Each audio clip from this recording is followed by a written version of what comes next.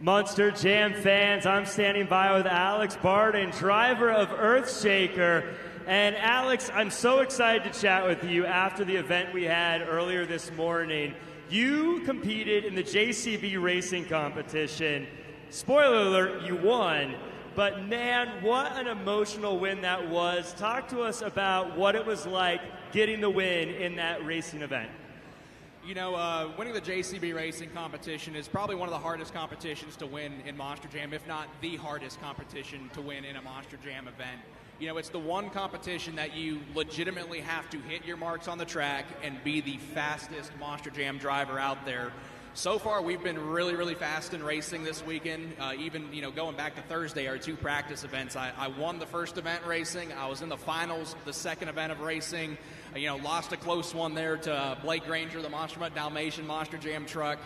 And, you know, was able to actually knock him out of the JCB racing finals this afternoon. So, you know, we're rocking and rolling, shaking things up, and, you know, moving just right along in this bracket. And hopefully we can keep being consistent like that and, you know, keep getting points to hopefully punch our ticket to the Monster Jam World Finals.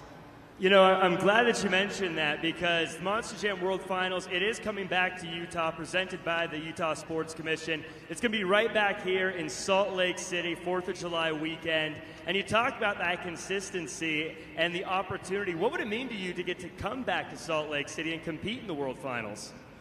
Man, that's the ultimate. You know, the Monster Jam World Finals, it's the Super Bowl of Monster Jam, really. You know, it's the best Monster Jam trucks, the best Monster Jam athletes on the biggest Monster Jam track that is constructed all year long. I mean, here, the Delta Center, these arena series, they're awesome. You know, the action, the moves, the tricks that we can pull off here, it's insane.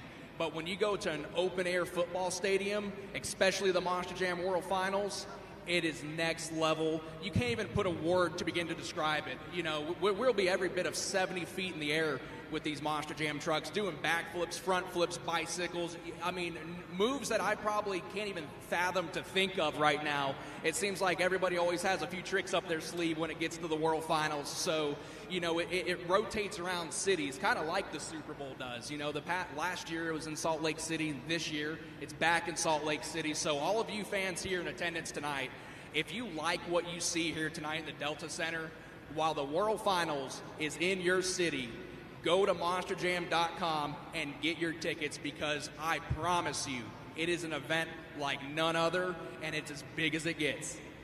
Couldn't have said it better myself. Folks, big round of applause for Alex Bardin. Let's make some noise for Earthshaker, everybody.